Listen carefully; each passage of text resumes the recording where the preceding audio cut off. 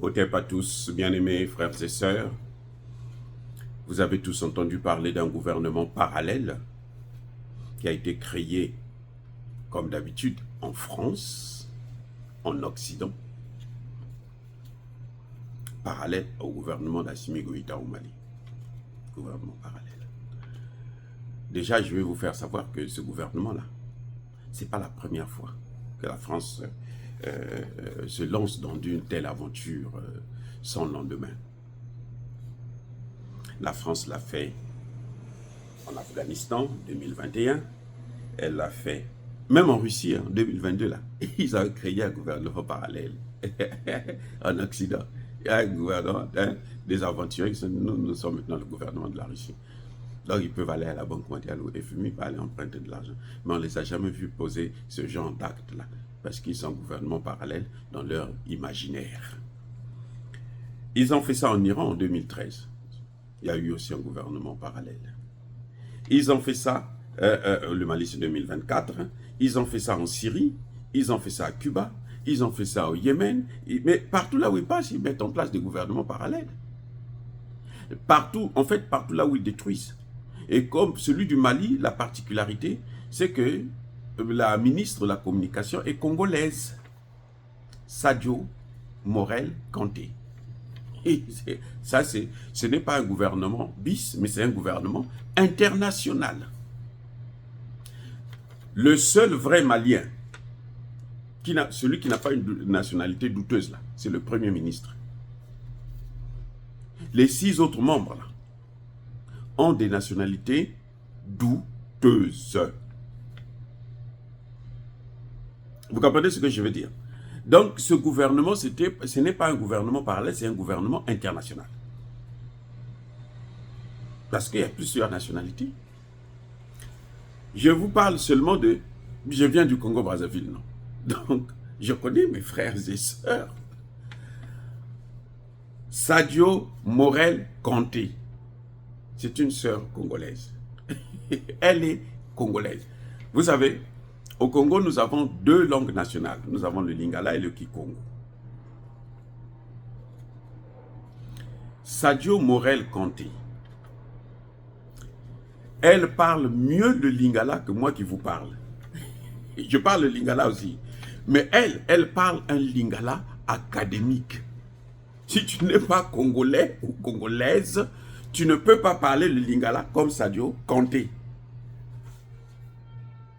À un moment donné, au Congo, elle avait été expulsée parce qu'elle est toujours dans l'opposition. C'est une opposante, une grande opposante. Hein. Ah oui, ça de ce côté, dans les médias congolais, là, vous allez toujours la voir. Madame Sadio, à un moment donné au Congo-Brazzaville, on a failli l'expulser. On dit qu'elle a une nationalité douteuse. J'en dis non. On a prouvé qu'elle a la nationalité congolaise. Elle l'est. C'est une sœur. Comment voulez-vous que... Je ne peux pas dire autre chose. C'est une sœur. Elle est congolaise. Bon, c'est vrai. Vous allez me dire que ses parents sont maliens. Elle est née au Congo. Elle a grandi au Congo.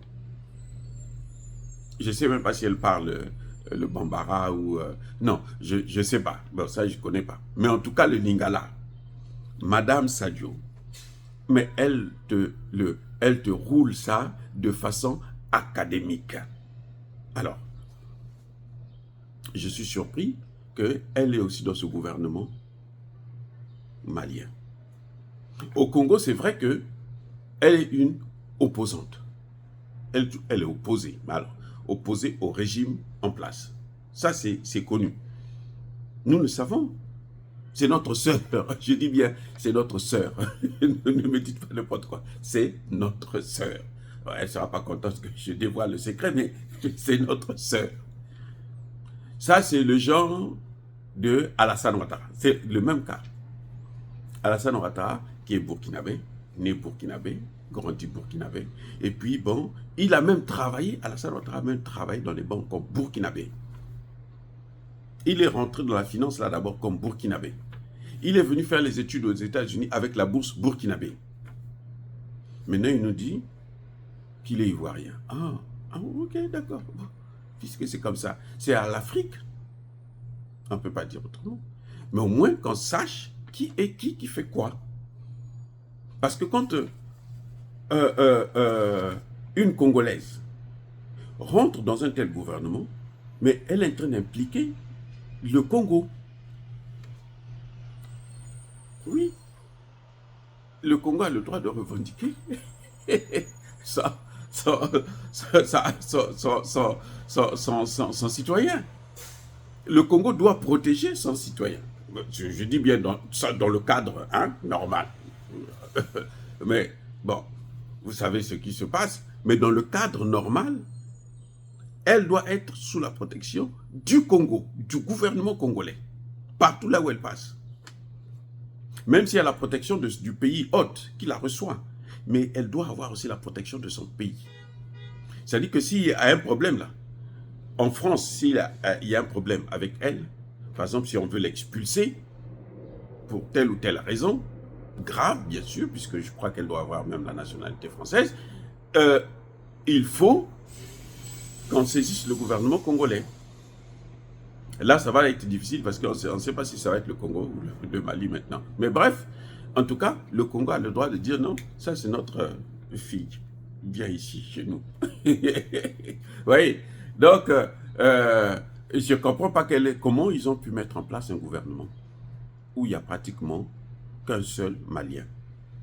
Un Malien qui avait été radié, je dis bien radié de la fonction publique. C'est normal. Il a été radié de la fonction publique.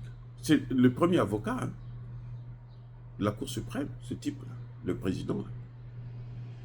Il a été radié parce que c'est un malfaiteur. Mais il n'a pas compris la leçon, il continue. C'est grave. Pour un avocat,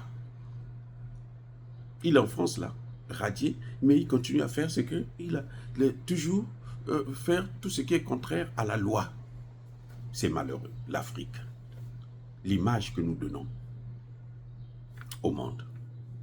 Surtout nos intellectuels. Je vous ai déjà dit, et je le répète encore, ce sont les intellectuels africains qui ont détruit l'Afrique. Bon, les mauvais, nous on n'est pas de cet acabit-là. Bref, alors, les amis, ce qu'on appelle gouvernement bis au Mali, bon, déjà, c'est un gouvernement qui est à l'étranger, qui est en France. Il faut dire que c'est le gouvernement de Macron. Ils n'ont pas de président. Vous savez pourquoi? Parce que leur président, c'est Emmanuel Macron. Puis c'est un gouvernement international. Et ils le font chez Emmanuel Macron. Donc le président, c'est Emmanuel Macron. Il est le président du Mali bis. Du Mali bis. Bref, alors, soyez bénis les amis. Hein? C'est une comédie. Bon, ça nous permet de se détendre un peu, quoi, parce qu'on est trop stressé parfois et tout. Donc, ça nous détend un peu. Et puis, on fait face aux vrais problèmes. Pas à ça, là. Encore une fois de plus, que tous ceux qui persécutent le continent africain, le pillent et le déstabilisent, qu'ils soient noirs, blancs, chinois, arabes, juifs, indiens ou qui qu'ils soient punis, maudits, foudroyés, neutralisés, écrasés, effacés par le Dieu des Kémites et par nos ancêtres angélisés.